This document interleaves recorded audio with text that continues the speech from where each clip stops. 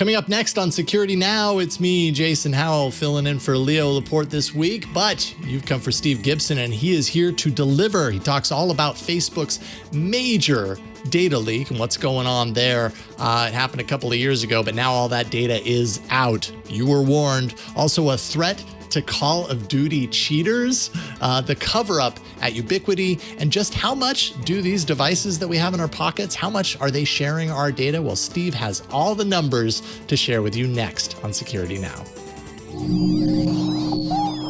Podcasts you love. From people you trust. This is TWiT. This is Security Now with Steve Gibson, episode 813, recorded Tuesday, April 6th, 2021. A spy in our pocket. This episode of Security Now is brought to you by Veeam Backup and Replication V11. V11 has over 200 new features and enhancements in a 4-in-1 solution, combining backups, replicas, and more under one reliable solution. Eliminate data loss and ransomware with Veeam Backup and Replication V11 with a free, unlimited 30-day trial. Just go to vee.am/securitynow and find out why Veeam is simple, flexible, and reliable. And by IT Pro TV. Expand the skills of your IT team and get them the up-to-date certificates they need. Visit itpro.tv/securitynow for an additional 30% off all consumer subscriptions for the lifetime of your active subscription. Use code SN30 at checkout. And by Bandwidth, a cloud-native carrier with a global network offering SIP trunking, toll-free, E911, and messaging services. Centralize telecom services and successfully migrate communications to the cloud with the telecom power behind the majority of Gartner's UCaaS and CCaaS Magic Quadrant leaders. Learn more at bandwidth.com/securitynow. It's time for Security Now, the show where we talk about the week's biggest security news, and we have just the guy to do it. I'm Jason Howell. I'm not the guy. I'm filling in for Leo Laporte, who is out enjoying time away from TWiT for a change, because he's been here like the last year solid because of the pandemic and everything. So I'm super happy to sit in for Leo. But the guy I'm talking about is Steve Gibson. He's the guy you really tune in for. How you doing, Steve? Hey, Jason, great to be with you again for your fill-in week. And yes, we know from the things that Leo has shared publicly that, he lives to travel. He's found a travel mate that he really enjoys, and, and he's been stuck in COVID land, like going stir crazy. So as we all have. And he was saying, I heard him say the other day that he's off to Mexico or something in October. I don't remember where it was. Yeah, he's got a bigger trip planned later. A little brief one, Lucky. And we'll have him back. But anyway, this is episode 813 for the 6th of April. I titled it A Spy in Our Pocket. There's some new research out of some security guys in Dublin, Ireland, who went to the trouble of, they'd done some research that was sort of like this previously, but they expanded their look. They've got the technology to watch the cellular communications of both, in their case, they looked at the top two, mobile phone families, iOS and Android, and looked at just how chatty they were. And it's a good thing that hard drives are as cheap as they are, because given the install base of these drives, I've got the numbers in the notes, but they're spooling terabytes of data an hour across their entire install base of devices. But we'll end up talking about that. We got a bunch of interesting stuff by popular demand. I can't tell you how many of our listeners wanted to make sure I had heard about this.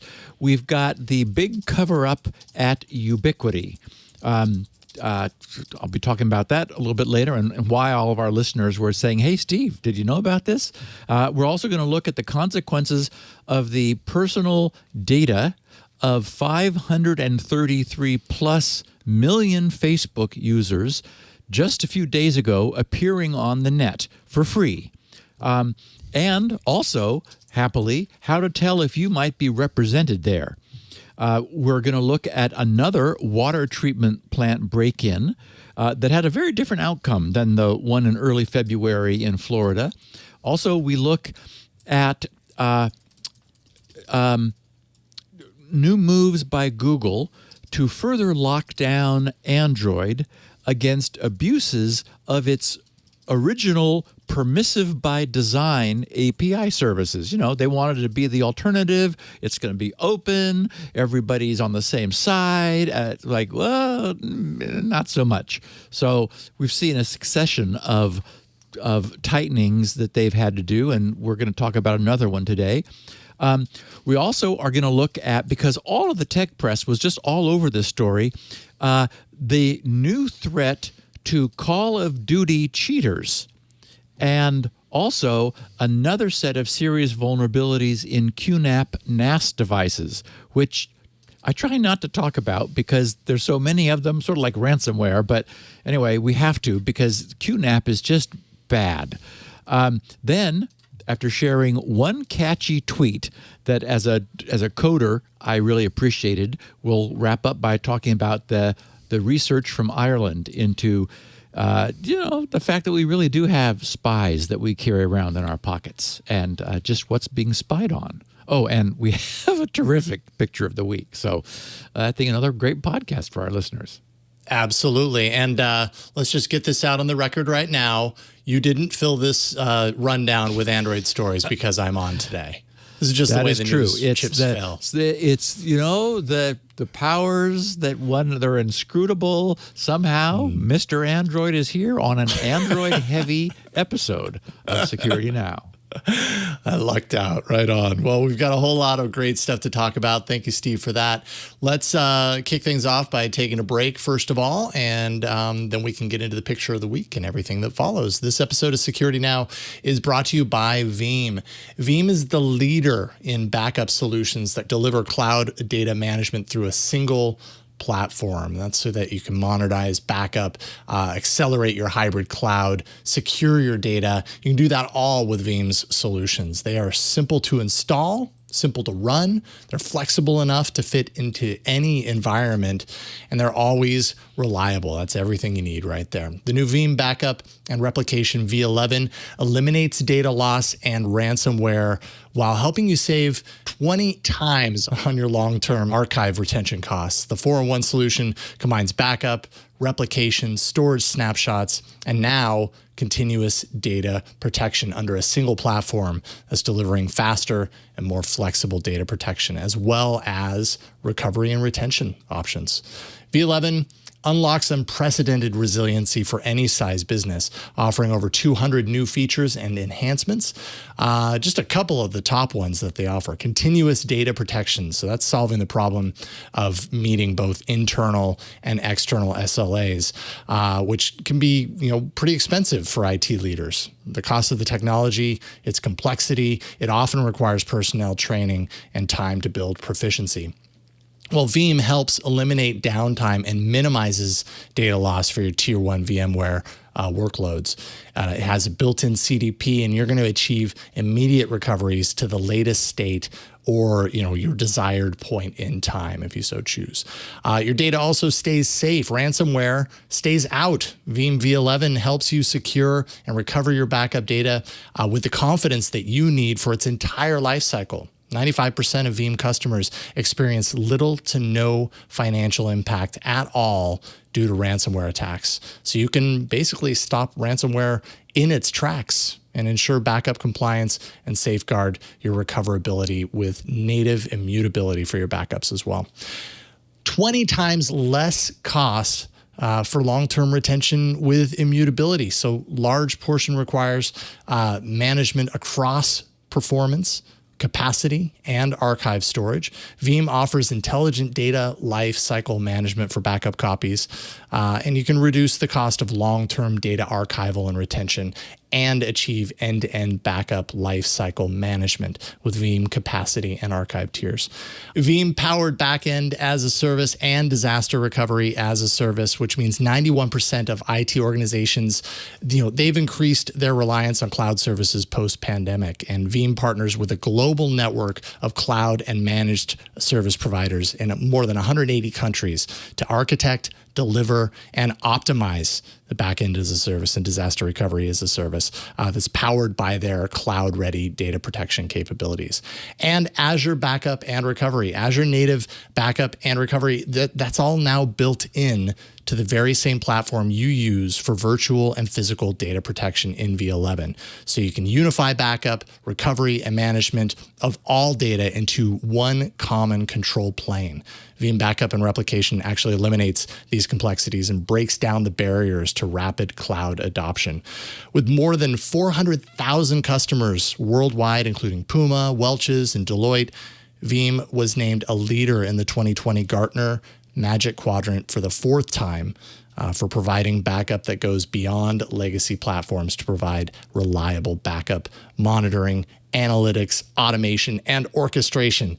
That's a lot right there. So you should check it out. Eliminate data loss and ransomware with Veeam Backup and Replication V11 with a free, unlimited 30-day trial. All you have to do is go to Veeam, that's VEE.am/security now, and find out why Veeam is simple, flexible, and reliable and why it's going to work for you. That's V.am/security now. And we thank Veeam for their support of this show. All right, Steve, let's get to this pick right here. I know I've seen this at the playground, but it takes on new meaning here. Well, I just got a kick out of it. I don't, somewhere on Twitter, I think someone sent it to me. It, for those who are not looking at video, it shows a park with some, kid-friendly Jungle Jimmy sort of things in the background, and one of those tube slides where was like made of like real industrial tubing that a kid would get in, climb up the ladder at the high end, get in, and then slide down the inside and come shooting out of the end down, like to hit a nicely sawdusted, covered ground. Anyway, this shows that the output end it's covered over. There's a bolted piece of plywood completely closing the exit, and someone has written "slide closed" on there, and of course, and this was titled "A Back-End Fix for Front-End Issues," which I got a kick out of course, from a computer science standpoint. We're hoping that the top of the slide, which is out of the picture, we can't see it, similarly has a big piece of closed plywood bolted across it, because otherwise you'd be in trouble. Yeah. Kid would get in the front end, slide down, hit the back, and be like, and then mommy would be hearing some screaming about because you have to try to climb back up the tube, I guess, and worse if you have a pile up down there at the bottom. So yes, indeed. Anyway, we're assuming that the slide people were conscientious and have blocked both openings, the front end and the back end. So I certainly hope so.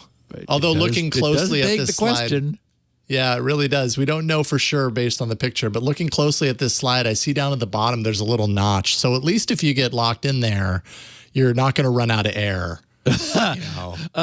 And really, if you wanted to close the slide, it occurs to me that just closing the top would do the job, right? Because if you can't get in at the top, there's no slide to be had. So although I will say I've seen my kids many times climb up through the bottom. So you probably got to close it on both if you really want to keep them out. I had a childhood we will not go into in any detail. So okay, the big Ubiquiti Coverup. The most tweeted to me issue in quite a while. Our longtime listeners know that I've been a fan of the Ubiquiti Edge Router X. which is an amazingly affordable 5-port Ethernet router. I think it was like $49 for, or like max of $49 at the time on Amazon.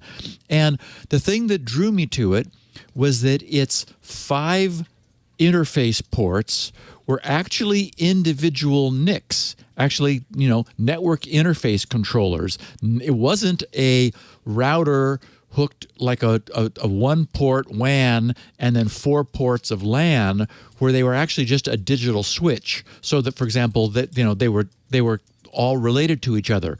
These were individual NICs, which meant they could each have their own subnet to create a truly segmented network on the LAN side. And as I've often preached, this is the only way, that is network segmentation.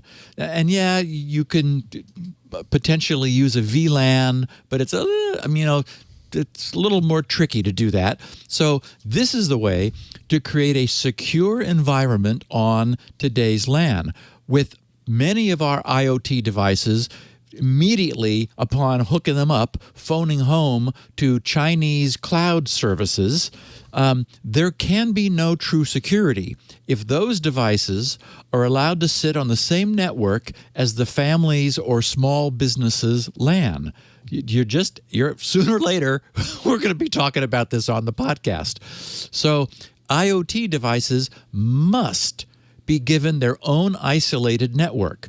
And at the time, the Ubiquiti was the only cost-effective solution for doing that.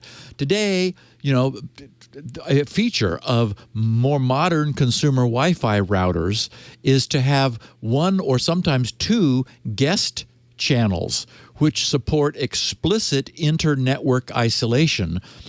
Sometimes when I'm unable to reach my Sonos speakers from my iPad, it's because they're on the IoT Wi-Fi and my iPad is on the real Wi-Fi, the inter-secure device Wi-Fi, and they can't see each other, which is what you want. Since we so often talked about Ubiquiti, it should be no surprise that many of our listeners have made sure that I knew of the mess that has recently erupted over there. It was fresh last week. I got some early indications on Tuesday morning, but there was still some, I quickly took a look at it. Some things were still unknown. Brian Krebs, who was much involved with this, was still sort of working out the details. So I decided just to hold off. Now we know much more. It appears clear that Ubiquiti has been proactively covering up the extreme customer-affecting severity of a data breach that put many of their customers' networks at significant risk of unauthorized access. Brian Krebs has cited an internal and unnamed whistleblower from within Ubiquiti. So, and Brian is very careful. If Brian says this, he has vetted the crap out of it. I mean, I would absolutely believe what Brian is posting on his site, KrebsOnSecurity.com. So in January, Ubiquiti seriously downplayed what it said was, quote, unauthorized access to certain of our information technology systems hosted by a third-party cloud provider, unquote. Okay, so while that was literally correct, it was also quite vague. The notice said that while there was no evidence the intruders accessed user data, the company couldn't rule out the possibility that they obtained users' names, email addresses, cryptographically hashed passwords, addresses, and phone numbers. Ubiquiti recommended at the time that users should change their passwords and enable two-factor authentication. So, at this point, that's, standard generic post-breach boilerplate. But last Tuesday's report from Brian was able to flesh this out by citing that security professional within Ubiquiti who helped the company respond to the 2-month-long breach, which it turns out began in December of 2020. Brian's inside source reported that the breach was much worse than Ubiquiti had disclosed publicly, thus my term cover-up, and that executives were minimizing the severity to protect the company's stock price. So, no surprise there. And to make matters worse, the breach follows Ubiquiti's push, if not, well, it is now, it's become an outright requirement for cloud-based accounts for users to set up and administer the devices running their newer firmware versions. An article on Ubiquiti's site says that during the initial setup of, for example, a UniFi Dream Machine, which is a popular router and home gateway appliance, users will be prompted to log into their cloud-based account or, if they don't already have one, to create an account. Then I'll just note this is similar to my annoyance with some versions, apparently not all, though, because I've managed to bypass it, but Windows 10 is now like there had been a way to just say, no, I do not want to log into Microsoft in order to create an account on my Windows 10 machine. I want to just do it offline, and you have to now jump through hoops. Last time I did that anyway. So Ubiquiti's page states, you'll use this username and password to log in, get this, log in locally to the UniFi network controller hosted on the UDM, the UDM's management settings UI, or via the UniFi network portal for remote access. So I mean, somewhere, misguided though this was, they thought, everything is cloud. We want cloud. Our users want cloud. They're wrong there. But, so even to talk to the thing sitting next to you with blinking lights that you can see, you log into the cloud and then, they reach back to it. It's like, this is a recipe for disaster. So these changes had not gone unremarked upon. Ubiquiti's customers are decidedly unhappy, complaining about the cloud login requirement and the risk it inherently poses to the security of their devices. Any of our listeners would understand that this is not a good idea. I mean, okay, in some use cases, yes, but not as a blanket requirement where you can't configure the device that, whose cord you keep tripping over without logging into some cloud in, China. Thank you. So, as I noted previously, according to Brian's inside contact, and he calls this guy Adam just for convenience. So we don't know his name, so we'll call him Adam. After all, Adam was the start of all this. The data that was accessed, Adam alleges, was much more extensive and sensitive than Ubiquiti portrayed. So I'll paraphrase a bit for brevity from what Brian wrote. He said, in reality, Adam said the attackers had gained admin access. Okay. The attackers had gained admin access to Ubiquiti's servers within Amazon's cloud service. Okay, so that's that third-party cloud provider that they alluded to back in January. Turns out it's Amazon AWS, which secures the underlying server hardware and software, but still requires the cloud tenant, meaning the Ubiquiti, the user of AWS services, the cloud tenant, to secure access to any data stored there, which apparently they were a little lacking in.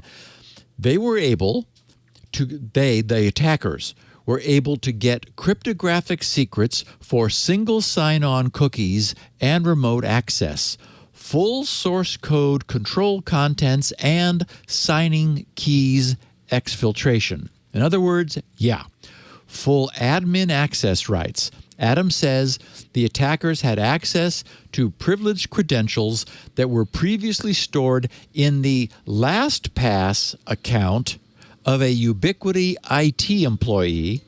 So, okay, it was secure there. Oh, let's put it in the cloud. Anyway, and gained, as a consequence, root admin access to all Ubiquiti AWS accounts, including all S3 data buckets, all application logs, all databases, all user database credentials, and secrets required to forge single sign-on cookies. In other words, this entire Ubiquiti cloud infrastructure was compromised, and Ubiquiti had previously forced all of at least their newer users who were upgrading firmware, even of older devices, to switch to the new and better cloud solution. So this would allow, Adam was explaining, the intruders to remotely authenticate to countless Ubiquiti cloud-based devices around the world, all those owned by Ubiquiti's customers. According to its website, Ubiquiti has shipped more than 85 million devices that play a key role in networking infrastructure in over 200 countries and territories worldwide, all which, or many of which at least, are now vulnerable. Any that have been updated to use Ubiquiti's now mandatory cloud facility were vulnerable to remote takeover.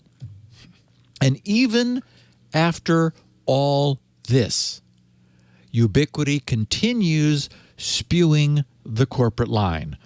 They said, quote, "As we informed on January 11th, we were the victim of a cybersecurity incident that involved unauthorized access to our IT systems. Given the reporting by Brian Krebs, there is newfound interest and attention in this matter, and we would like to provide our community with more information." By not doing so. They said, at the outset, please note that nothing has changed with respect to our analysis of customer data and the security of our products since our notification on January 11th. In response to this incident, we leveraged external incident response experts to conduct a thorough investigation to ensure the attacker was locked out of our systems. Yes, the barn door has been securely closed and locked.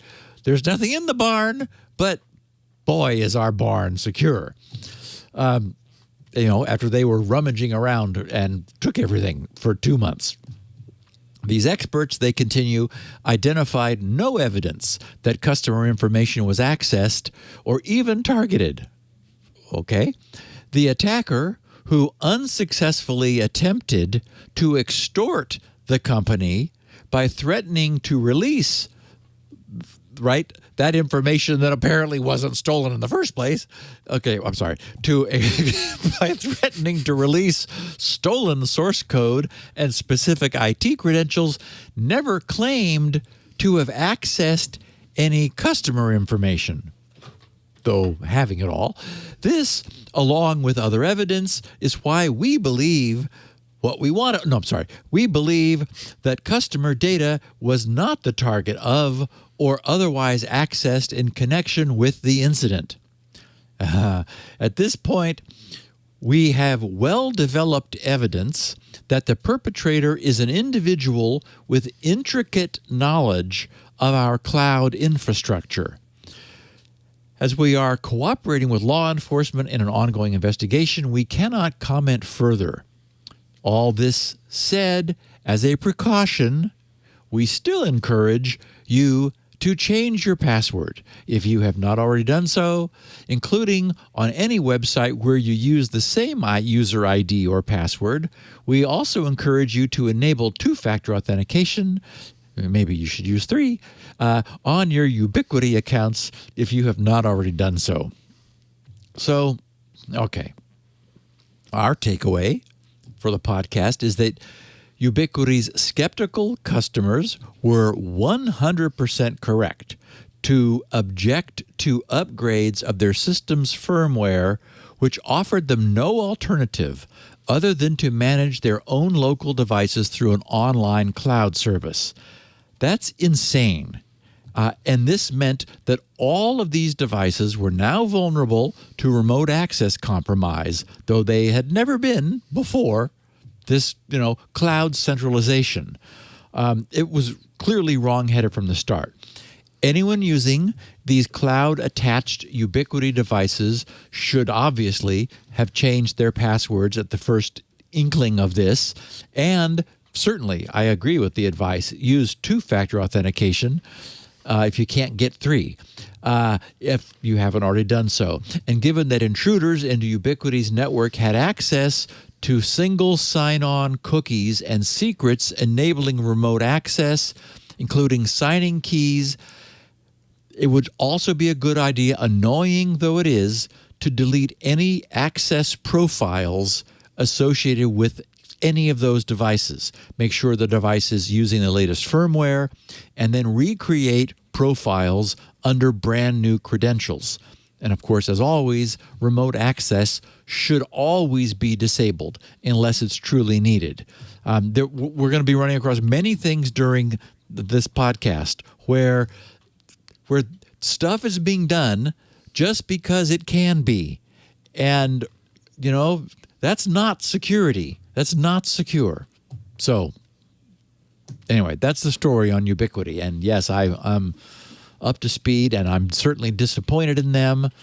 The good news is there are now better, more modern, much more consumer-friendly alternatives for doing things like setting up sequestered and segmented IoT networks. Most IoT things are Wi-Fi anyway. So what we talked about back then was getting, an old pokey T-base 10 or 100 router or set up as an access point and plugging it into one of the Ubiquiti router's ports, so you could create a sequestered and segmented Wi-Fi that you could, all your plugs and your light bulbs and your thermostats and things could be connected to, just because you really just don't want those things on the same LAN as stuff you really care about, which, is everything not IoT. So we have Facebook's, and we have a count. 533,313,128 user whoopsie. We talked a lot about this Facebook breach back when it happened. It was 2 years ago in 2019. And now the data that was taken during that intrusion has all just been released onto the dark web for free. You don't have to pay anything. This includes the full username, the full names, Facebook, real world names, Facebook IDs, mobile phone numbers, physical locations, email addresses, genders, occupations, city, country, marital status, account creation date, and other profile details which in this massive database are broken down by country, with over at least 32 million records belonging to users in the U.S. alone, 11 million in the UK, 6 million users in India, and so forth.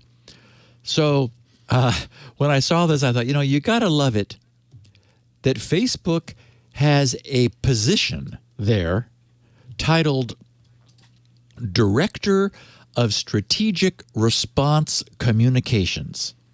And you can imagine the conversation. Hi, what do you do? Well, my name is Liz Bourgeois. It actually is. And I'm the Director of Strategic Response Communications for Facebook. And the person says, wow. So when the you-know-what hits the fan, you're the person who gets quoted in the media while managing to never say anything meaningful. And Liz responds, yes, That's a perfect job description.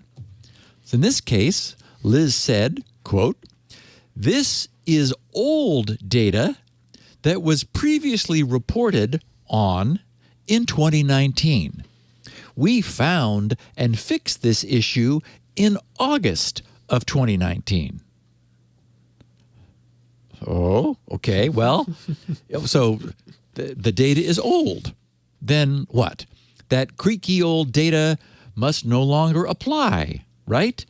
People have all changed their names and phone numbers and Facebook IDs. They've all moved and changed their genders and so forth. So we really don't need to worry that the data of 533,313,128 Facebook users from only 2 years ago, not so old really, is now being offered for free in bulk on the dark web. Thanks, Liz. Whew. For a while there, this seemed like it might be a big deal.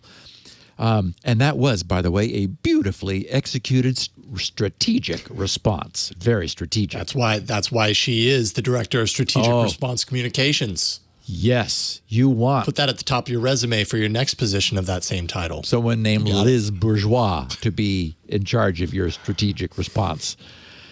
Okay, so just to remind our listeners, the data is known to have been obtained, we talked about this 2 years ago, apparently in August, by exploiting a vulnerability in Facebook's Add Friend feature, which enabled automated scripts to scrape with abandon Facebook users' public profiles and associated private phone numbers in bulk.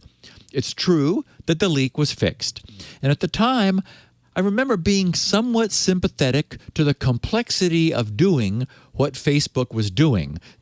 We got into the deep details of the API, and it was like, oh, okay, this, you could kind of understand how this happened, but at the same time, I remember expressing our worry that Facebook's controls allowed it to happen in the first place. We need them to do better. We need better from them.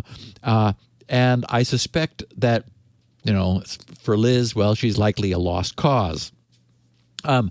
If you're wondering whether you might be affected by this massive Facebook data dump, Troy Hunt's Have I Been Pwned site has your answer. And it just got upgraded since I wrote this last evening.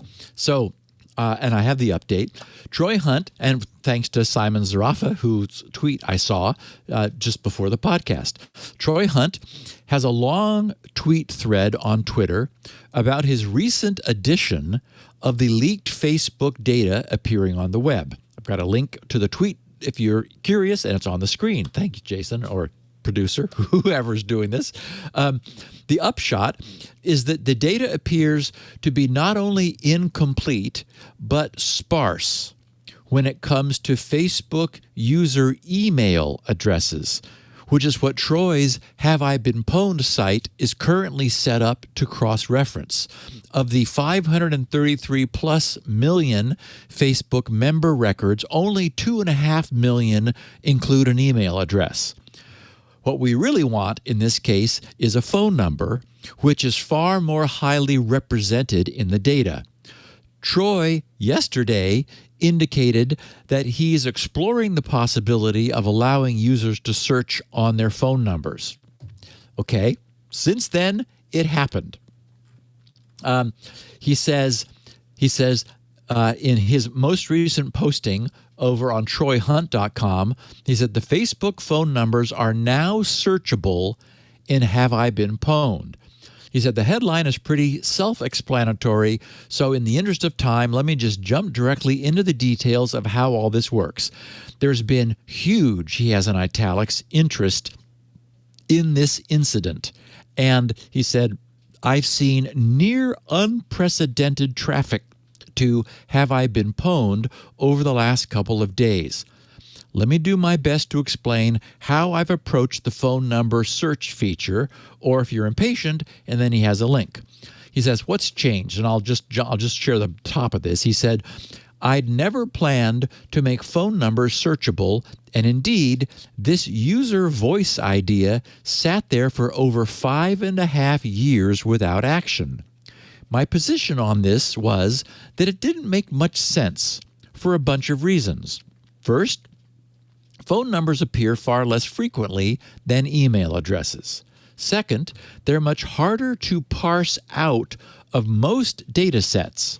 He says, i.e., I can't just regex them out regex them out like email addresses can be.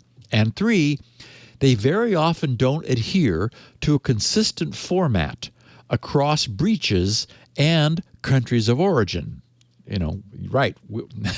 It's, famously hard to even use a foreign phone number because how many digits? How's it grouped? Blah, blah, blah. So he says, plus, when the whole modus operandi of have I been pwned is to literally answer the question, have I been pwned?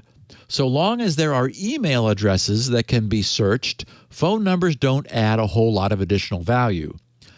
And then I'll conclude with this. He said, the Facebook data changed all that.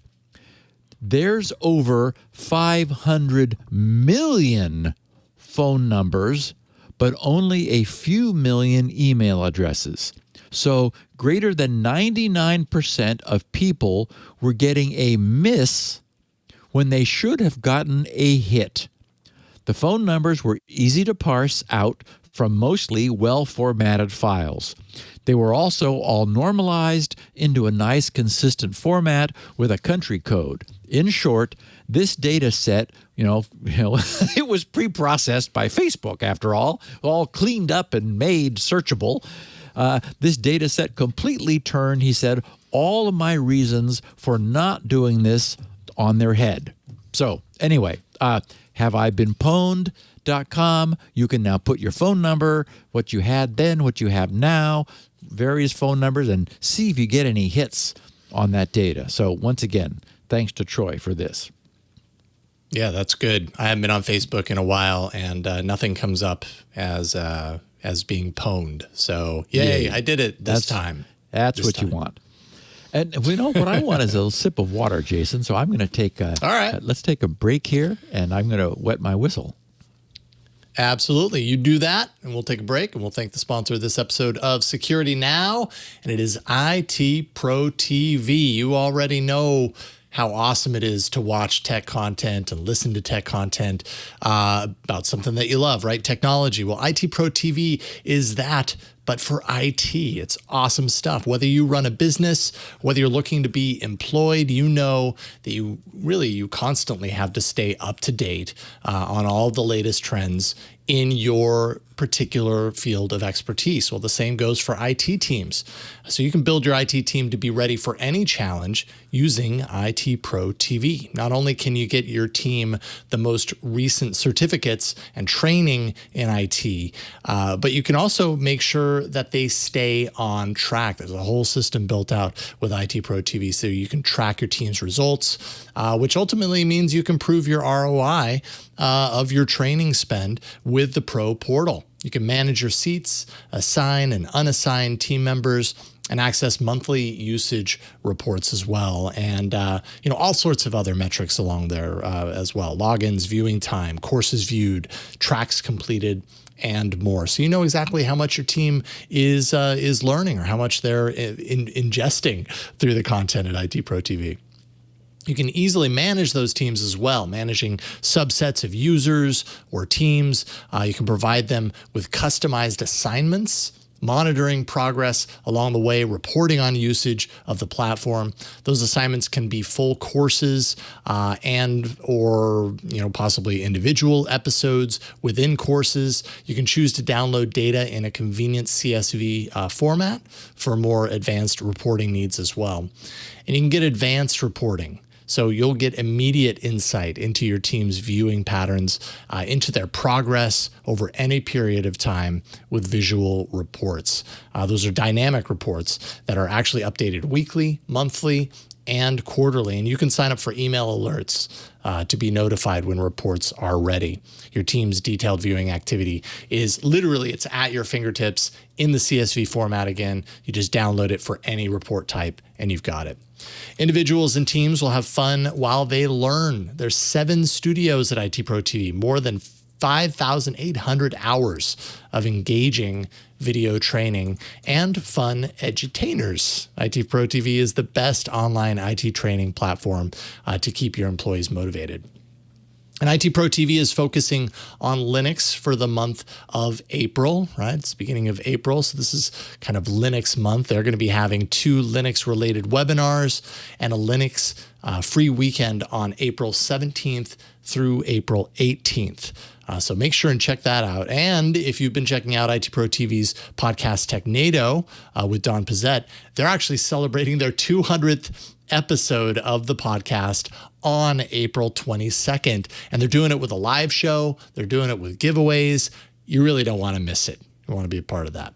If you're interested in learning IT or getting certified for the IT job that you want, you're going to absolutely benefit from IT Pro TV. That's what it's all about. So start or advance your IT career today. All you got to do is go to itpro.tv/securitynow. Make sure and use the code SN30 while you're there. You're going to receive 30% off all consumer subscriptions. That also tells them that you heard about IT Pro TV through Security Now. So super important to do that. That's itpro.tv/securitynow. And again, remember to use the code SN30. You'll get that additional 30% off for the lifetime of your active subscription. IT Pro TV, it's awesome. Use it to build or expand your IT career and enjoy the journey along the way. And we thank IT Pro TV for their continued support of the TWiT network and Security Now. All right. So I must have missed that there's another water security incident that suddenly happens, but that appears to be what you're going to tell me all about. Yeah. So we never really got any closure on that hack to the water treatment plant in Oldsmar, Florida. That was the one that got everybody's attention. And that one was in early February. But it may have put other similar facilities on alert. Certainly, being second with something very much the same gets a lot more egg on your face, because it's like, wait a minute, after February, you're saying you guys didn't change your security protocols, you didn't, make sure nothing like this could happen again. Well, we were gonna. Anyway, Saturday before last, on March 27th, a young 22-year-old named Wyatt Travnicek, living in Ellsworth County, Kansas, is believed to have, pretty well confirmed, but we'll call it belief at this point, to have broken into a protected computer system belonging to the county's Post Rock Rural Water District. For some reason, he used his illegal access to shut down the cleaning and disinfecting processes at the facility. You want your water cleaned and disinfected whenever you can get it that way. So turning that off is not good. The public reports don't specify whether any contamination may have resulted to the water supply, but authorities are not taking this lightly at all. Wyatt was quickly identified and indicted on the serious charges that he had accessed a public water facility's computer system, jeopardizing the safety and health of the residents of the local community.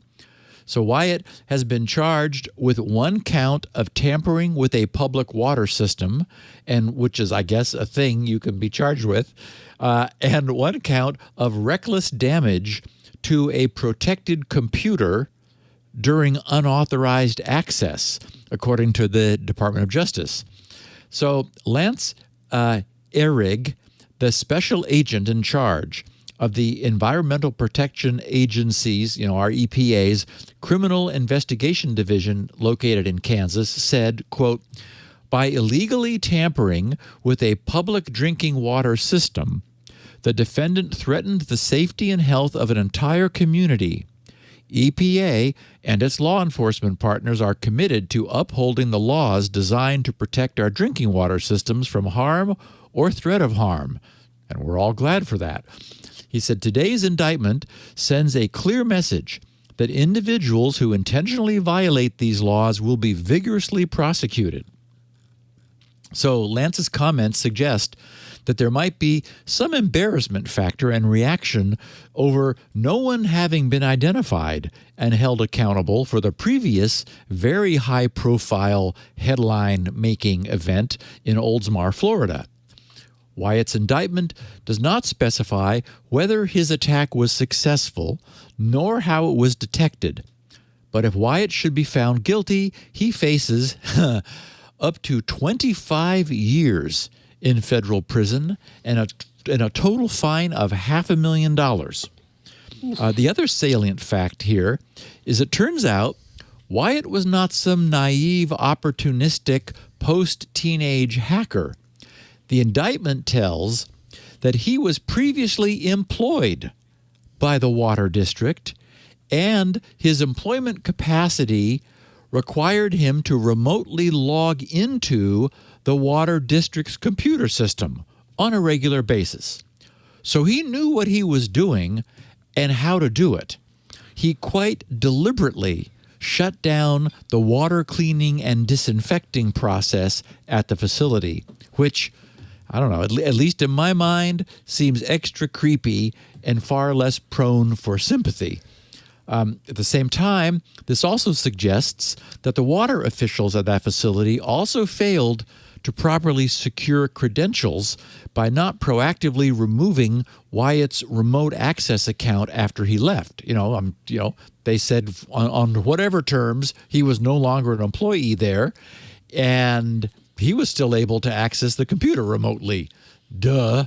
Bad. So, they may have not been able to do so conveniently if, for example, maybe everyone was sharing the same credentials. So that was harder than just changing Wyatt's if everybody's had to change, but that's no excuse, of course. In any event, let's hope that word of this spreads and that at least our own domestic hackers learn the lesson that messing around with public utilities is not something that the U.S. Justice Department is going to ever take lightly.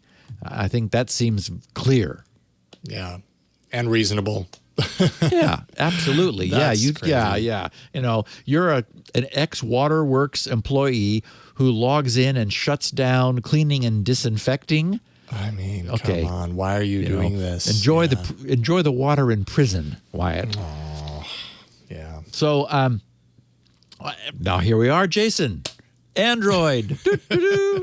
Jason knows a little something about Android. Little something about Android.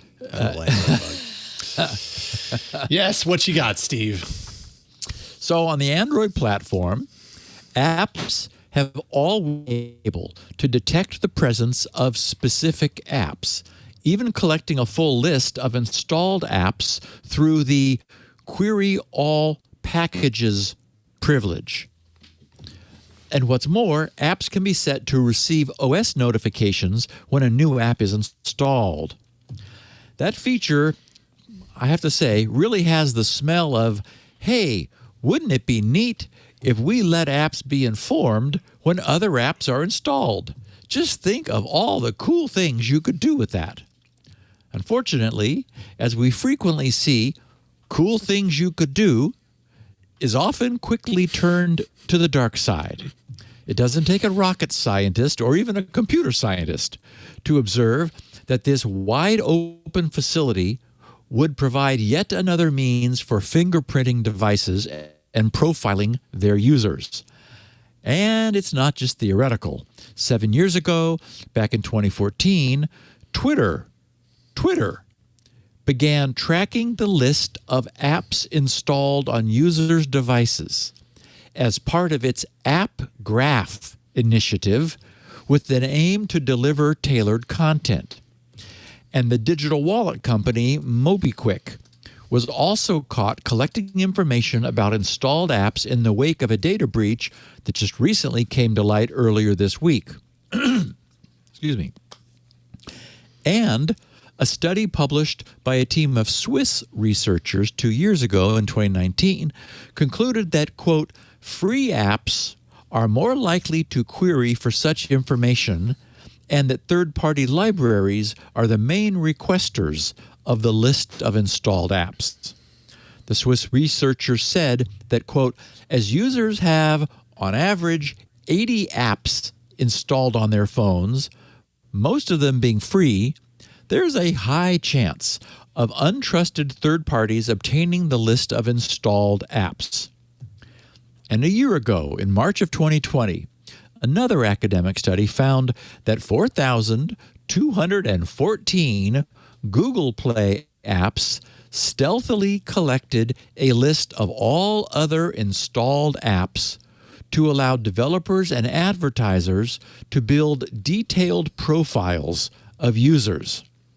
And you can imagine it's like, hey, Google lets us do it, so it must be okay. Android makes this convenient with 2 OS function calls: get installed packages and get installed applications, which return a list. So it's like, hey, look, they're right there. I'm going to impress my boss by using them and saying, hey, look what we can do now. Well, yeah, if we can, why not? Exactly. If the system makes it possible, why not? Nothing to stop us. Exactly. Yeah. So the reason we're highlighting this long-running behavior today is because Google is about to clamp down on this cool but overly permissive and abuse-begging facility. I mean, this begs to be abused. Yeah. We don't need to know what else the user has, but if we ask, Android will tell. So why not? As they say, you can ask. So Google's Developer Program Policy March 31 announcement reads, we are updating the following policies. All new and existing apps will receive a grace period of at least 30 days from March 31st, 2021, unless otherwise stated, to comply with the following changes. Package visibility, effective September 2021. The inventory of installed apps queried from a device are regarded as personal and sensitive user data subject to the Personal and Sensitive Information Policy and the following requirements. Apps that have a core purpose to launch, search, or interoperate with other apps on the device may obtain scope-appropriate visibility to other installed apps on the device as outlined below. First, what they describe as broad app visibility. Broad visibility is the capability of an app to have extensive or broad visibility of the installed apps, the packages, on a device. And they said for apps targeting API level 30 or later, broad visibility to installed apps via the Query All Packages permission is restricted to specific use cases where awareness of and or interoperability with any and all apps on the device are required for the app to function. And you can imagine, things like launcher apps that, inherently need access to, to see all the apps that it would be available to launch would be an example. But not some puzzle game that is free. It's got no need to see anything else. They said you may not use the Query All Packages permission if your app can operate with a more targeted, scoped package visibility declaration. For example, querying and interacting with specific packages instead of requesting broad visibility. Also, use of alternative methods to approximate the broad visibility level associated with the Query All Packages permission are also restricted to user-facing core app functionality and interoperability, any apps via this method. They finally said, please see Help Center article for allowable use cases for the Query All Packages permission. Basically, they're really going to lock down on this. And what they're doing with developers is, and I didn't have this in the show notes, but it was in the broader content that I read, indicating that the developers would have some grace period to remove their request for that privilege unless they could demonstrate they truly needed it. But if it is left in there and they don't pull it out, those apps are going to get pulled from the Google Play Store. Then they also said, at the same level as broad app visibility, the other is limited app visibility, where they said limited visibility is when an app minimizes access to data by querying for specific apps using more targeted instead of broad methods. For example, querying for specific apps that satisfy your app's manifest declaration. You may use this method to query for apps in cases where your app has policy-compliant interoperability or management of these apps. And finally, visibility to the inventory of installed apps on a device must be directly related to the core purpose or core functionality that users access within your app, meaning the whole app visibility can't be some other thing that the app wants to do that isn't about, solving the maze puzzle. Maze puzzles don't need to know what other apps you have on the machine. So again, it's really needs to be focused. So what we're, really seeing is a decision being made. This is not okay. It's truly unfortunate, in my opinion, that we cannot have nice things, or at least that a massively widely used and deliberately permissive system with all the original features and benefits of Android is inevitably being slowly whittled down, locked down, and tightened up. I recall many times hearing Leo so often proclaim that he was using Android explicitly for its deliberately non-Apple freedom and its openness. He loved, all the extra stuff he was able to do. And it's clear that Google and their Android engineering designers had their hearts in the right place. They set out to create a free and open platform for the world to use. But naive users need to be protected from all the things that their open pocket computer might do that's against their interest and their expectations. This podcast is titled A Spy in Our Pocket due to some new and worrisome research, as I mentioned, from Dublin, Ireland. But there's a much broader sense in which we're all carrying around little spies in our pockets. And this is one of them. The idea that apps were saying, yeah, I'd like to have the query all packages permission because I'd like to query all packages. After all, you didn't say I couldn't. So even though I don't need the information, I'd like to have it. Who knows? Feels to me like when we look at kind of the way the technology world has kind of continued to expand and grow in the past 10 years, that what once was a very noble kind of goal for Google to keep Android this very open platform and to do all of these open things, open in air quotes, when compared to a more closed platform like iOS, we're just in a different technology world now. We're at a point now where there's a lot more awareness, even among general users and general consumers, about what it means to have privacy on our data and to protect our data and to protect our security. And I think that our awareness has shifted to the point to where Google needs to make these changes now, whatever their intentions were for a feature like this before, as noble as they may be. You're right. Now there are actors out there that are happy to take advantage of that. And maybe they were there before and we just weren't as aware about it. But now so many more people are aware of this that it puts pressure on Google to make changes like this. And that's why we're here. That's my thoughts. And, just look at all the brouhaha that was stirred up in the early days of COVID by the initiative to do recent proximity via Bluetooth. I mean, yeah. we did a podcast on it. We looked at the technology. It was beautifully co-developed by Apple and Google. It didn't matter. Everyone's like, no, But the fact is, and we'll see this at the end of the podcast, that's nothing compared to what is actually happening on all of our phone platforms today. The idea that you were near some other phone for a while, well, they know that now without any Bluetooth, without any proximity tracking, without any permissions. All of that is being sucked up.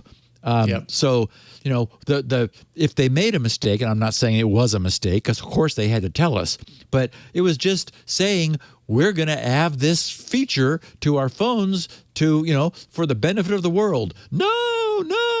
Well, yeah. So we do need. Agreed. Yeah, it's exactly as you said, Jason. This is not the world that Android was developed in or first conceived in. Right. Things have changed a lot. Things have changed a lot. Yeah. So I'm sure that none of our listeners are cheating with Call of Duty. No. Nobody listening to this podcast, I know nobody would do that. They wouldn't do that. No, now maybe Paul. No, not even Paul. Everywhere I looked in the tech press this past week, I saw mentions of the new malicious game cheats for Activision's Call of Duty Warzone. The idea of infecting gamers through malicious cheats, it's not new. It's become a long-time, persistent, and popular means for bad guys sneaking their malicious code into the machines of unsuspecting, though also somewhat less than completely virtuous, game players who are willing to cheat to get ahead in the game.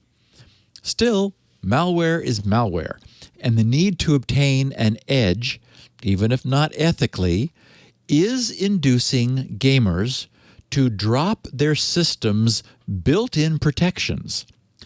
The cheats, that is, the so-called cheats, the cheating software systems, instruct gamers to run the installation, the cheat install, as an admin, and of course, disable their antivirus.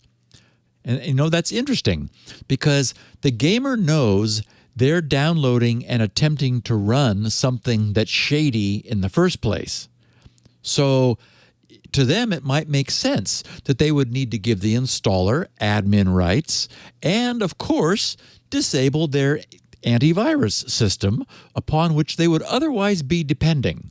But in this one case, I need that cheaty stuff, so let's just let it in.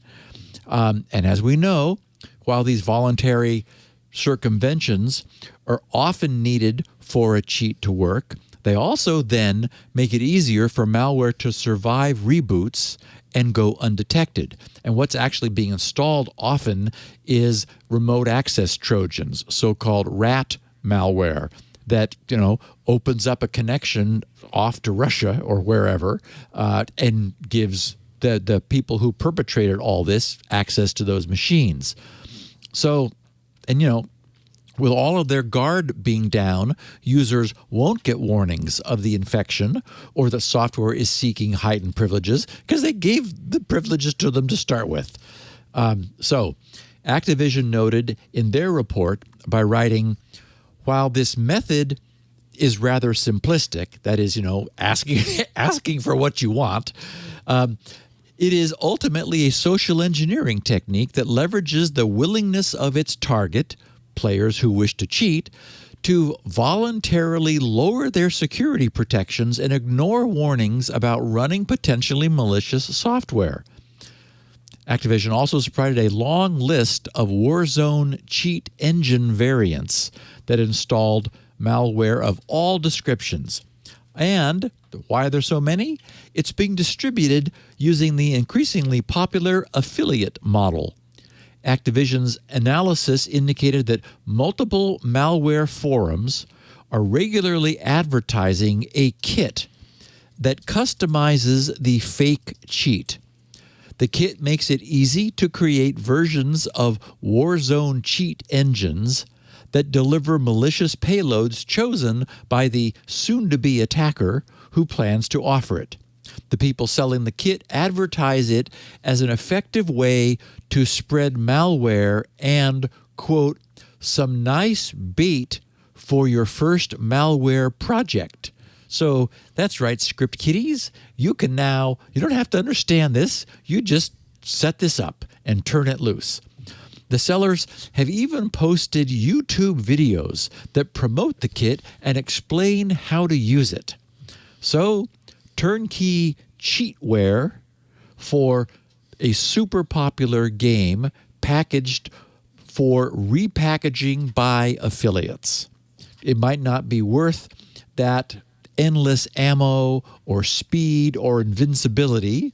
In any event, while I'm sure that none of ours, as I said, our listeners would stoop so low as to something like this, if anyone knows a hot gamer who might, it could be worth dropping them a word of caution in this case. It may not be a free cheat that you're downloading after all. QNAP. For this podcast, I've been trying, successfully, to avoid talking about QNAP. Sort of like I now try to avoid talking endlessly about ransomware. You notice that I didn't so far, and there was a bunch of stuff that happened. Some crazy ransomware people set the ransom at $40 million for a school district. Like a school district has $40 million. They can't even afford pencils these days. So anyway, I don't talk about that because it's just too much of a target-rich environment. So is QNAP, it turns out. Everybody at this point knows ransomware is bad. It exists. What are you going to do? But every indication is that QNAP, the company, is also bad. And they produce things that are bad, meaning insecure and in many cases insecurable. Yet, they are the number one Chinese supplier of network-attached storage devices, and they hold, by some accounts, about a 69% market share of the network-attached storage NAS market globally.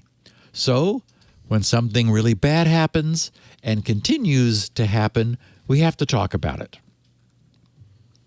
Few things are more important than the security of network-attached storage. After all, it's network, and it's attached, and it's storage. Presumably, it's storing things that its users might like to keep secure, and perhaps even confidential.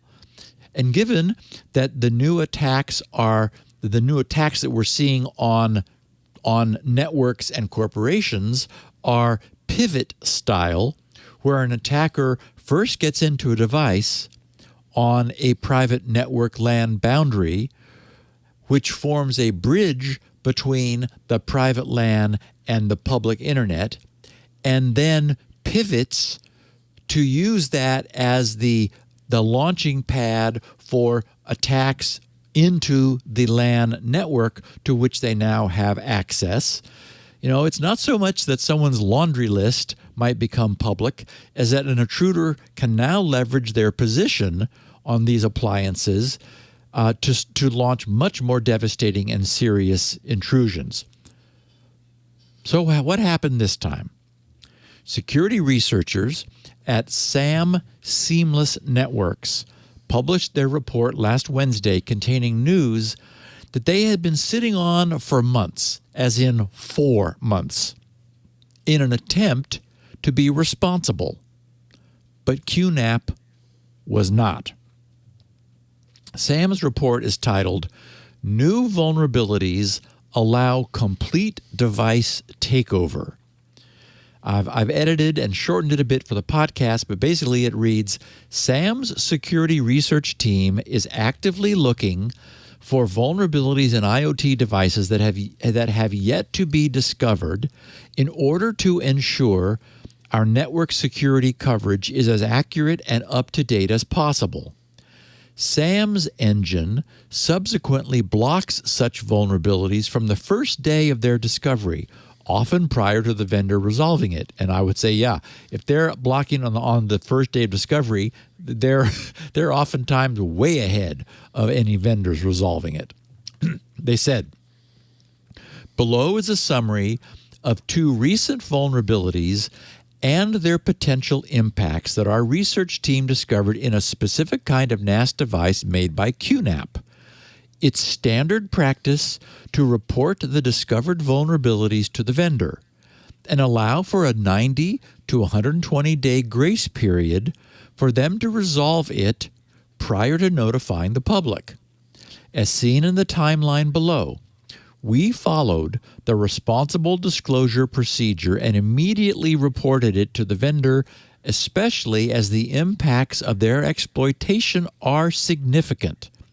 These vulnerabilities are severe in nature as they allow for full takeover of devices from the network, meaning public internet, including access to the user's stored data without any prior knowledge. They say we discovered 2 critical vulnerabilities in QNAP TSS 231's latest firmware version 4.3.61.1446, which was 9/29 of 2020, so last year, August. The 2 vulnerabilities. First, web server allows a remote attacker with access to the web server running on default port 8080 to execute arbitrary shell commands without prior knowledge of the web credentials. Whoops. And their DLNA server allows a remote attacker with access to the DLNA server running on default port 8200 to create arbitrary file data on any non-existing location without any prior knowledge or credentials. It can also be elevated to execute arbitrary commands on the remote NAS as well. So, yeah, their complete device takeover titling is no exaggeration. They said these may affect other models and firmware versions as well. And we know how likely that is because most of these use a common base of firmware that they then spread across devices with different port configurations and capacities and so forth. And here it comes. They wrote, we reported both vulnerabilities to QNAP with a 4-month grace period to fix them.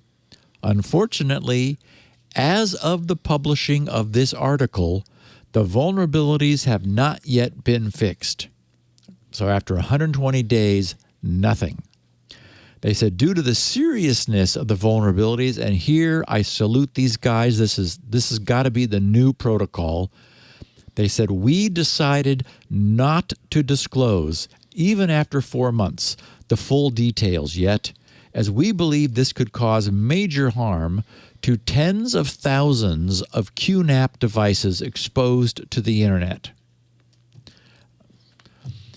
Okay, so then under their technical details, which are brief because, as they said, they're not disclosing, they lay out the scenario and note that even now, they are continuing to be super responsible. Vulnerability number 1, RCE, remote code execution vulnerability, affects any QNAP device exposed to the internet. They wrote this vulnerability resides in the NAS web server running on port 8080. Previous RCE attacks, remote code execution attacks, on QNAP NAS models relied on web pages which do not require prior authentication and run/trigger code on the server side. We've therefore inspected some CGI files which implement such pages and fuzzed a few of the more relevant ones. Most of the CGI files that are available through the web server reside at, and they give the path name. During the inspection, we fuzzed the web server with customized HTTP requests to different CGI pages with focus on those that do not require prior authentication. we've been able to generate an interesting scenario which triggers remote code execution indirectly. In other words, triggers some behavior in other processes. And that's all they're saying about it, in the hopes that QNAP will awaken from their long QNAP and get this fixed. They said, under process for solving vulnerability, they said the vendor can fix a vulnerability by adding input sanitizations to some core processes and library APIs, but has not been fixed as of this writing. They of course disclosed it all. Said, here's what it is, here's how you do it. This is horrible, fix it. So October 12, 2020, full disclosure reported to QNAP security team. 11 days later, October 23rd, sent another email to QNAP security team. Now we're at October 31st, Halloween. Automatic reply from QNAP support with a ticket number. Okay, so that took, 19 days just to get an automatic reply with a ticket number. January 26th, sent a notification to QNAP about end of grace period, which is planned to end on February 12th. On the 26th, reply from QNAP. Oh my God, same day. QNAP help desk. The problem is confirmed, but still in progress. Okay, now we're up to February 12th. Grace period is elapsed. They still wait. March 31st. So they gave them from February 12th another 6 weeks. Initial blog post published. That's this. Still not disclosing details. Just like, please fix this, you idiots. Vulnerability number 2, arbitrary file write vulnerability. As we know, this is in the DLNA server, listening on public port 8200. They said the DLNA server is implemented as the process my UPnP media server and handles UPnP requests on port 8200. What could possibly go wrong with that? Let's put UPnP on the public internet. They said, we discovered the vulnerability during investigation of the processes. I bet they did. And communication both externally and internally. They wrote, we've been able to elevate that vulnerability to remote code execution on the remote NAS as well. So across the public internet. Same, they have a shorter disclosure timeline, but same basic idea. So hopefully this public embarrassment may finally work to get QNAP's long overdue attention. We can hope, no good would come from Sam's more full disclosure. Given the nature of attacks, I'd argue that there would never be any reason for them to disclose. But if they don't convincingly threaten to do so, it's quite clear that these problems are just going to sit there. And QNAP's irresponsible behavior will continue. So the only way to motivate them is to give them time, then to embarrass them. It's hard to imagine any good coming from going further. As I started out saying, I've been avoiding talking about QNAP. Things keep going by, and I just think, oh, okay, but, what are you going to do? But I've already let many similar stories go uncovered. And so please, everyone, take this to heart for your own benefit when you're choosing a NAS supplier. Let's reduce the market share of these people. And if you already have QNAP devices, find some use for it inside your network. Remove it from the public internet. I don't think there's a safe way to have these things exposed on the internet. And before we take our final break, one piece of listener feedback that I really got a kick out of. This is from, his name is the Realist MF, and he's tweeting from Max Feinleib, or Feinleib. He said, great remark from my college CS professor, so of course computer science professor, quote, "There are two hard problems in computer science: cache coherence, naming things, and off-by-one errors." Ba-doom-ps. Which is very clever because, of course, that was three things. And it's funny, you know, I mean, I'm a coder. That's what I do. And I completely agree. I've talked about the problem with naming things. Names tend to drift over time. You name something for what you think it is, and later you don't remember.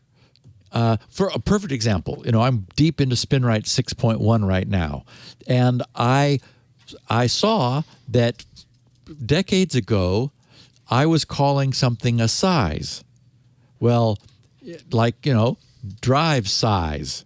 Mm-hmm. Well, in what? In bytes? In sectors? What, you know, it's unclear. So, you know, and I guess my habits have evolved as a coder. I just don't do that anymore. I'm very conscious, you know, drive bytes or drive sector size, you know, make it clear. But the other thing you have to be very sure about when you're naming things is that your own use of that thing, once it's named, doesn't expand, so that the original name no longer applies. That's another thing that I've noticed can happen over time, where it's like, wait a minute, that's not what that's doing. You know, maybe once, but not now. I changed it, but I didn't change the name. So that.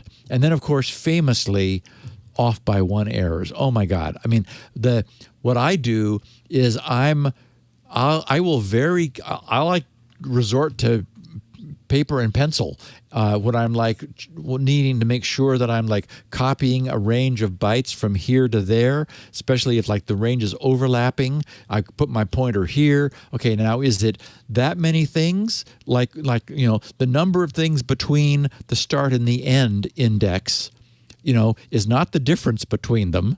You know, it's the difference plus one if you're counting the items inclusively. So inclusive versus exclusive and so on. Anyway, anyone who's done any serious coding understands that, like, oops, that's where a lot of the bugs are. So anyway, got a big kick out of that bit of Twitter feedback. Thank you very much.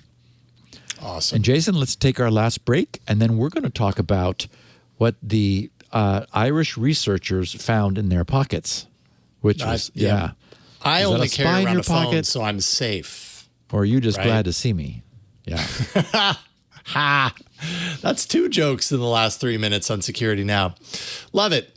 All right, let's take a break and thank the sponsor, and then we'll get into the main event. But first, this episode of Security Now is brought to you by Bandwidth. Bandwidth provides communication services built for innovative enterprises. SIP and emergency services literally infused with the power of software, create smoother migrations and a more innovation-ready platform for your cloud future. So it allows you to centralize SIP with a cloud-native carrier. Years of organic growth, mergers, and acquisitions have resulted in a complex tapestry of legacy infrastructure, which only makes getting to these new cloud platforms even more complicated.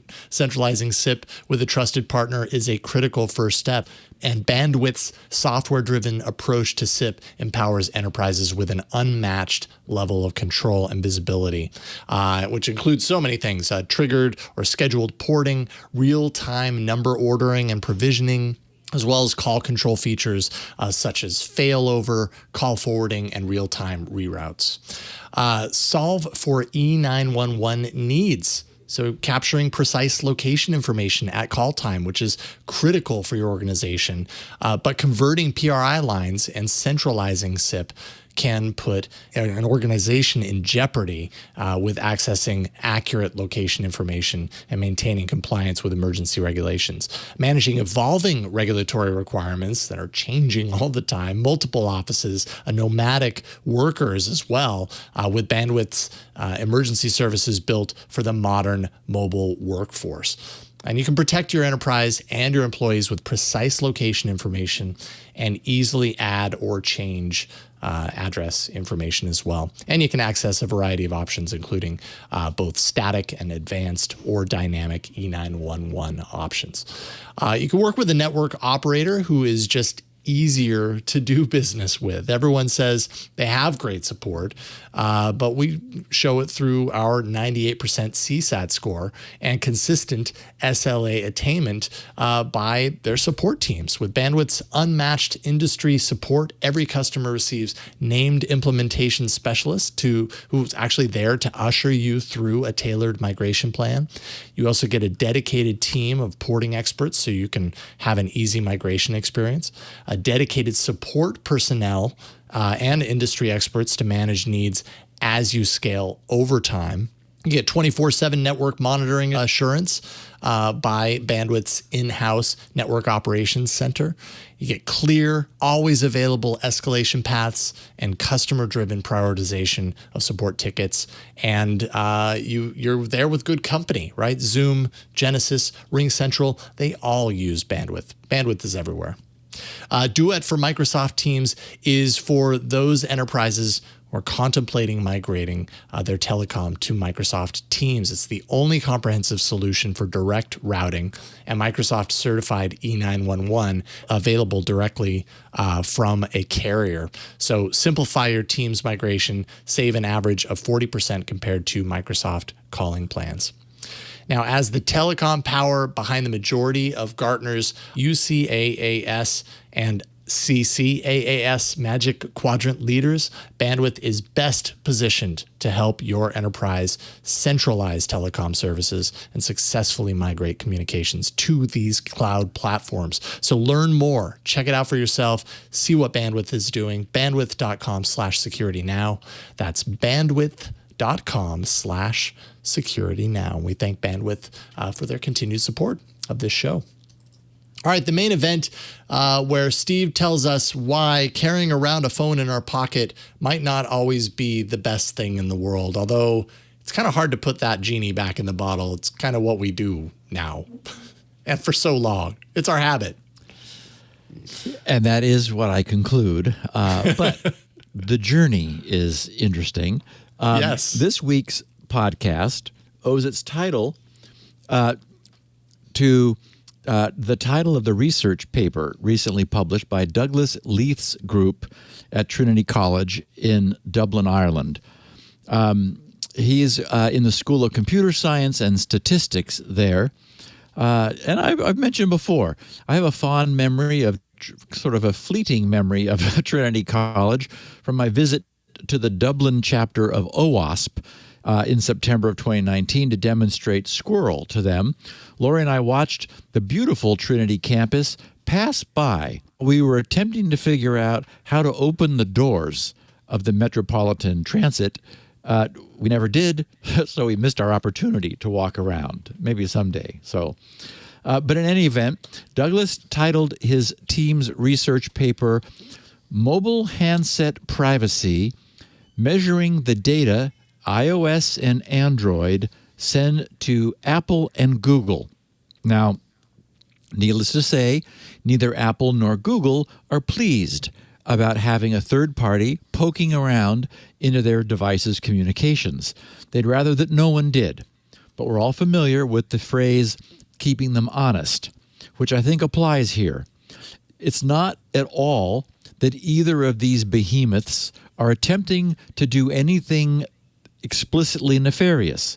I would argue that it's more likely the case, and recent history with all forms of computing teaches us, that without adequate supervision, and especially when an entity imagines that no one will ever look, the strong tendency is to collect data less because it's truly needed than because it's there. And today, bandwidth, storage, and computation might as well be free. So slurp it all up just in case, and we'll see whether we might actually have any need for any of it later.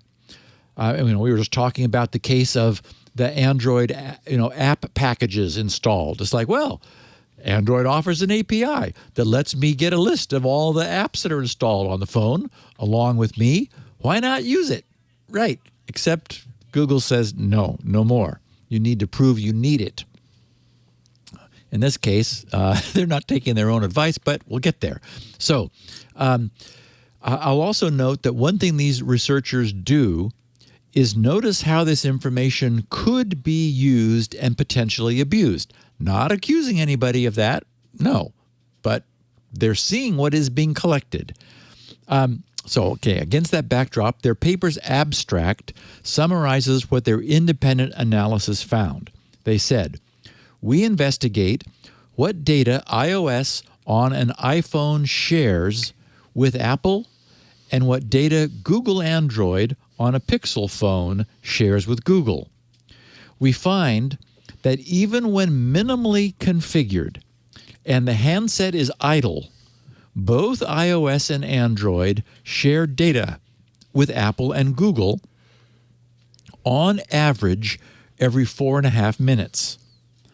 The phone IMEI, the hardware serial number, the SIM card serial number, and IMSI, handset phone number, etc., are shared with Apple and Google. Both iOS and Android transmit telemetry, despite the user explicitly opting out of this. When a SIM is inserted, both iOS and Android send details to Apple and Google. iOS sends the MAC addresses of all nearby devices and other handsets and the network gateway to Apple, together with their GPS location. Users have to opt out of this, and currently there are few, if any, realistic options for preventing this data sharing. Again, they're not saying that there's anything inherently wrong with doing this, but someone needs to ask why. Why are they collecting this data? What's being done with it? Certainly, as technologists, we can readily envision many things that we would not like to have done with all this information. So, if Apple and Google are not doing any of those worrisome things, what are they doing? And if they're not doing, and if they're doing nothing with any of that information, then why is it being collected? Certainly, some of that is truly essential to the, as we know, the baseband operation of any cellular radio system. We know that the nature of cellular service requires an ongoing back and forth dialogue with nearby cell towers. Even when you're not using your phone, you can see how many bars of reception you have, right? That's all going on in the background. But none of that should involve any data above the level of cellular connection maintenance. Or if it does, documentation and disclosure should be available. Yet none is. Thus, research is required. The researchers organized their presentation very nicely in layers of successive detail, with each layer going down to provide more specifics. So I want to share just their top level of detail, which is all we need to fill in the relevant facts for our purposes. And for what it's worth, I've got a link to the PDF here in the show notes, and it shows you the detailed protocol, back and forth, handshaking, nitty-gritty. So it's all there. I've lightly edited their presentation for better delivery through this podcast, and I've included a link to their full research paper. So, again, anybody who wants to know everything can. They wrote, at their top level, they wrote, in this paper, we investigate the data that mobile handset operating systems share with the mobile OS developer. In particular, what data iOS on an iPhone shares with Apple, and what data Google's Android on a Pixel phone shares with Google. While the privacy of mobile handsets has been much studied, most of this work has been focused on measurement of the app tracking and advertising ecosystem, and much less attention has been paid to the data sharing by the handset OS with the mobile OS developer. handset operating systems do not operate in a standalone fashion, but rather operate in conjunction with back-end infrastructure, meaning, maintaining a constant link to the mothership. They said, for example, handset operating systems check for updates to protect users from exploits and malware, to facilitate running of field trials, for example, to test new features before being rolled out, to provide telemetry, and so forth. Hence, while people are using an iPhone, the iOS operating system shares data with Apple. And when using a Pixel, the operating system shares data with Google, and this is part of each device's normal operation. To allow direct comparisons, we define experiments that can be applied uniformly to the handsets studied that generate reproducible behavior. Both Apple and Google provide services that can be, and almost always are, used in conjunction with their handsets.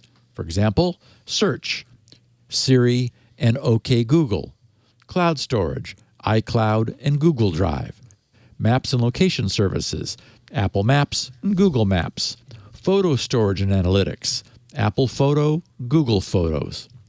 They said we endeavor to keep these two aspects separate, to focus on the handset operating system in itself, separate from optional services like those. We assume a privacy-conscious but busy non-technical user who, when asked, does not select options that share data with Apple and Google, but otherwise leaves handset settings at their default value. In other words, given a choice, no, but they're not going to go dig in and try to turn everything off. In these tests, we evaluate the data shared. 1, on first startup following a factory reset. So first startup, absolutely clean phone. 2, when a SIM is inserted or removed. 3, when a handset lies idle. 4, when the screen settings is viewed. When the settings screen is viewed. 5, when location is enabled and disabled. And 6, when the user logs in to the pre-installed App Store.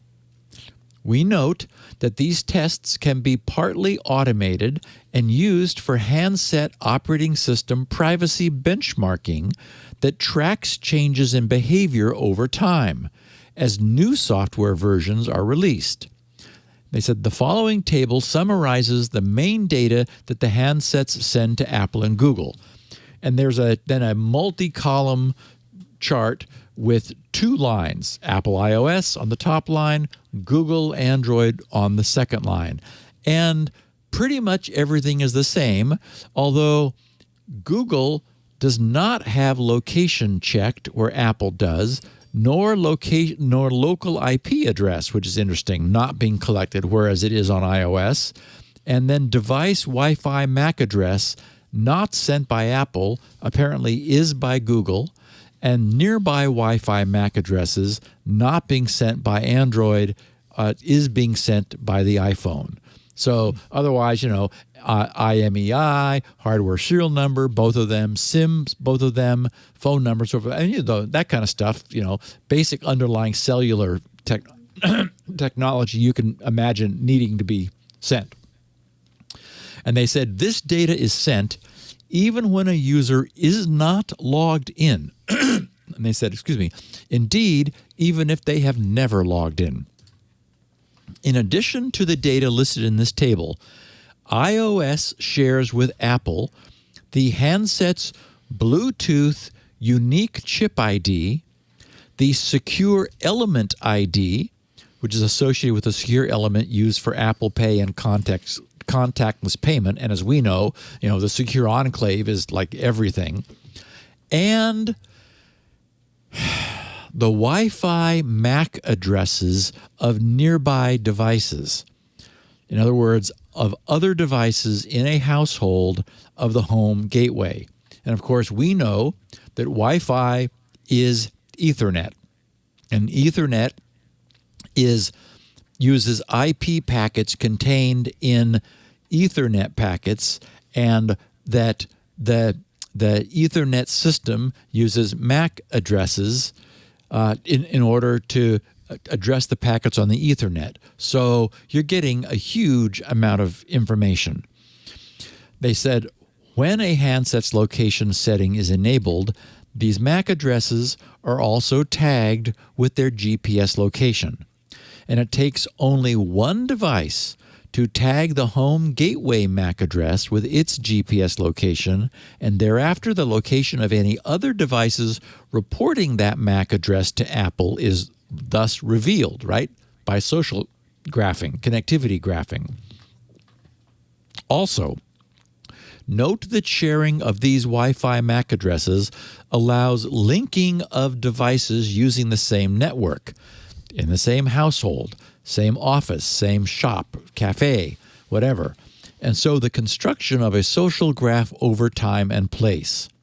Both iOS and Google Android transmit telemetry, despite the user explicitly opting out of this. However, Google collects a notably larger volume of handset data than Apple. During the first 10 minutes of startup, the Pixel handset sends around a megabyte of data to Google, compared with the iPhone sending around 42K of data to Apple. When the handsets are sitting idle, the Pixel sends roughly a megabyte of data to Google every 12 hours, compared to the iPhone sending 52K to Apple. Google collects, they conclude, around 20 times more handset data than Apple. Not clear how relevant that is. You'd have to look at the data in detail to see whether you care. And you just had on the screen, and also in the notes are two charts showing a very, like at startup for Android, a very steep upward climb, and then it levels out, whereas that's at startup, whereas Apple pretty much stays at a low per, and then idle. Similarly, Android is just sending data out. I mean, like lots of data, more or less continuously over the course of idle time, whereas Apple is, continues at a lower per. At the same time, I'm unhappy with what we know of some of what Apple is sending. That just seems really unnecessary. So they said, in 2020, it is estimated that in the U.S., there are 113 million, so that's last year, 113 million iPhone users and 129 million Android users. Assuming all of the Android users have Google Play services enabled, then scaling up our measurements suggests that in the U.S. alone, Apple collects around 5.8 gigabytes of handset data every 12 hours, while Google collects around 1.3 terabytes of handset data in the same period of time. When the handset is idle, the average time between iOS connections to Apple is 264 seconds, while Android connects to Google on average every 255 seconds. So that's about comparable. In other words, both operating systems connect to their back-end servers on average every 4.5 minutes, even when the handset is not being used. So yes, Jason, that handset that may or may not be in your pocket, mine, which is sitting over on a charger, but is otherwise in my pocket or on a charger, we're not doing anything. And every 4.5 minutes, it's connecting back to the mothership and, sending a bunch of stuff that is clearly not necessary for them to send. And at, I guess, the point of showing us how this accumulates, 1.3 terabytes of handset data for Android in aggregate every 12 hours, 5.8 gigabyte for iOS. Why? Are they keeping it? Are they storing it? Are they processing it? Are they parsing it? What are they doing? And again, this is not cellular layer tower connections. This is connections back to Apple and Google. They said with both iOS and Android, inserting a SIM into the handset generates connections that share the SIM details with Apple or Google. Okay, fine. Similarly, browsing the handset settings screen generates multiple network connections to Apple or Google, which is interesting. I guess that's telemetry, right? Like, oh, we want to collect all this data on, what the user's looking at. Okay. A number of the pre-installed apps and services are also observed to make network connections, despite never having been opened or used. In particular, they wrote, on iOS, these include Siri, Safari, and iCloud. And on Android, these include the YouTube app, Chrome, Google Docs, Safety Hub, Google Messaging, the clock, and the Google search bar. Maybe the clock wanted to make sure it's set correctly. The collection of so much data, they write, by Apple and Google raises at least two major concerns. First, this device data can be fairly readily linked to other data sources. For example, once a user logs in, as they must to use the pre-installed App Store, then this device data gets linked to their personal details, name, email, credit card, etc. Okay, that's obvious. And so potentially to other devices owned by the user. Oh, that's true. That's not so obvious. Shopping purchases, web browsing history, and so on.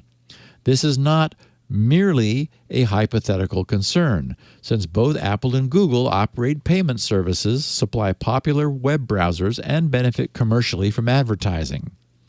Second, every time a handset connects with a back-end server, it necessarily reveals the handset's IP address, which is a rough proxy for location. The high frequency of network connections made by both iOS and Android, on average every 4.5 minutes, therefore potentially allow tracking by Apple and Google of device location over time. With regard to mitigations, of course, users also have the option of choosing to use handsets running mobile OSs other than iOS and Android. BlackBerry? They said, for example, E/OS Android. I'm sure you know what that is, Jason. I have no idea. They said, but if they choose to use an iPhone, then they appear to have no options to prevent the data sharing that we observe. They are, well, of course, a firewall if you were to configure it correctly, but if you're cellular, then no. They're unable to but if they choose to use an iPhone, then they appear to have no options to prevent the data sharing that we observe. They are unable to opt out. If they choose to use a Pixel phone, then it is possible to start up the handset with the network connection disabled to prevent data sharing, then to disable the various Google components, especially Google Play services, Google Play Store, and the YouTube app, before enabling connection to the internet. In our tests, this prevented the vast majority of the data sharing with Google, although of course it means that any subsequent phone apps must be installed via an alternative store and cannot depend upon Google Play services. They said, we note that many popular apps are observed to complain if Google Play services is disabled. However, further testing across a wider range of handsets and configurations is needed to confirm the viability of this potential mitigation. When Google Play services and/or Google Play Store are used, this mitigation is not feasible, and the data sharing with Google that we observe appears to be unavoidable. So they conclude this top layer with ethical disclosure. The mobile OSs studied here are deployed and in active use. Measurements of Google Play services back-end traffic were previously disclosed by our group, but the present study is broader in scope. We informed Apple and Google of our findings and delayed publication to allow them time to respond. To date, Apple have responded only with silence, He said, we sent 3 emails to Apple's Director of User Privacy, who declined even to acknowledge receipt of an email. I guess Apple doesn't have one of those emergency response coordinator people that Facebook has. Anyway, and they said, we also posted an information request at the Apple Privacy Inquiries contact page, apple.com/privacy/contact. But we have had no response. Google responded with a number of, these are not bozo security researchers. This is honest. This is true, honest research being conducted by a useful group who've done things before. Anyway, Google responded with a number of comments and clarifications, which we have incorporated into this report. They also say that they intend to publish public documentation on the telemetry data that they collect. And I'll mention, it's not in here, but there is also a Google disputing the 20-factor greater than iOS claim that these guys found. Google didn't like that. I'm sure. And they finished with, a key consideration is what mitigations are possible and on what time scale can they be deployed.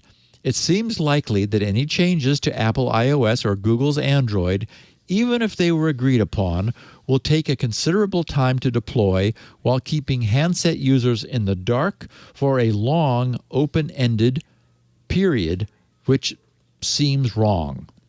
So my take on this is that, as we said at the top, Jason, the mitigation of this data collection, as they described, is largely impractical. No one's going to go through all those hoops and jumps and so forth. And the only way to truly avoid it is to choose not to use a mobile handset. And who's going to do that in this day and age? These devices have become our science fiction, globally connected, super powerful pocket computers. They're amazing.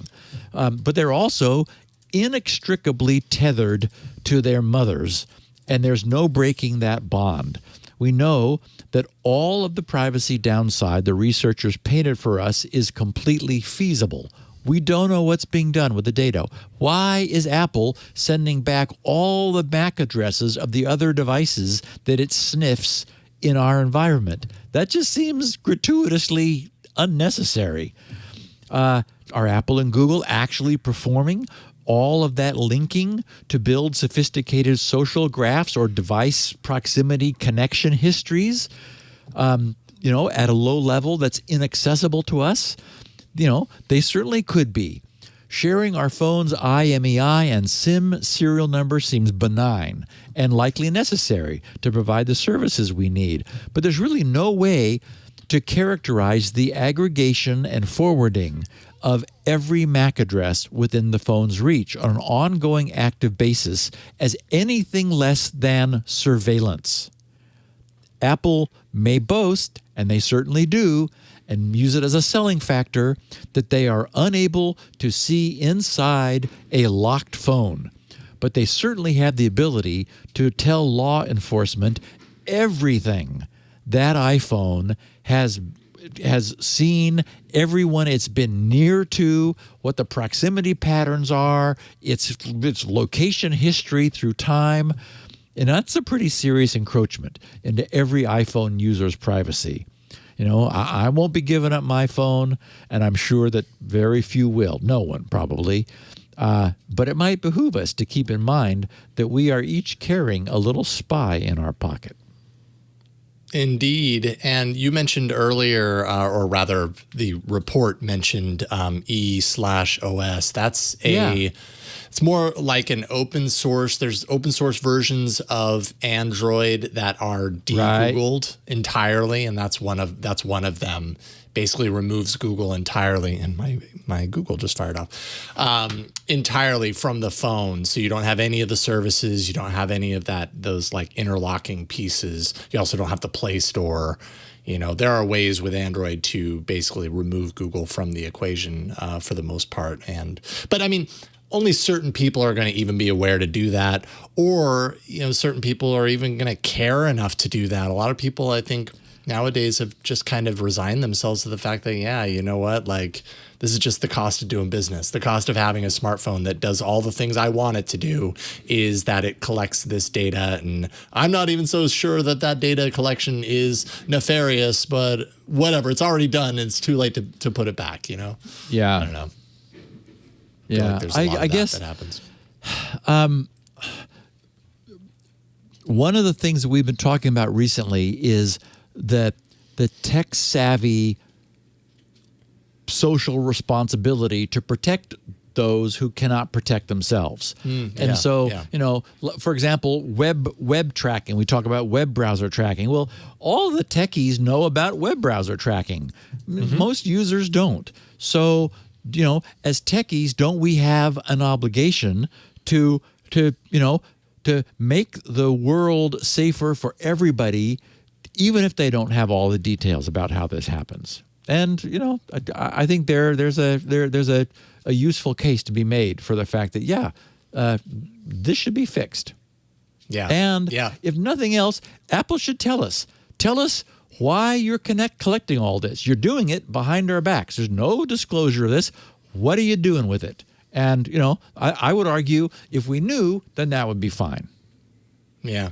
Yeah. Well, it would certainly be fine for some people, you know, that would be enough to be like, better. It would be better. Apple, Apple's got a tight collaboration of all of their devices working together. This is just a component of that. This is what enables it. Great. That's one of the benefits that I see in the Apple ecosystem, and I'm okay with it. But yeah, other people, it's like any of that collection whatsoever, it's not okay.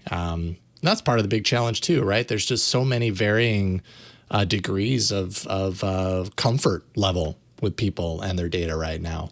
The big companies have to kind of guess what is the sweet spot, and they have to keep themselves in business too. So I don't know what the right answer is. I'm glad for the research and the disclosure, because as I said, there's a tendency for engineers especially, well, no one will know what we're doing, so, you know, why not?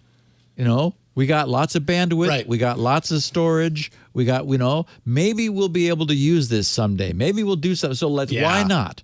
Well, okay, being called on the carpet for the data collection you're doing is a why not. Because here's Apple all jumping around selling privacy, right? I mean, Tim Cook makes a huge deal of it. Well, okay, except what about this? Oh, well, you know, so, you know, if they're not using it, they should shut it off. Yeah. And if they are using it, then what for?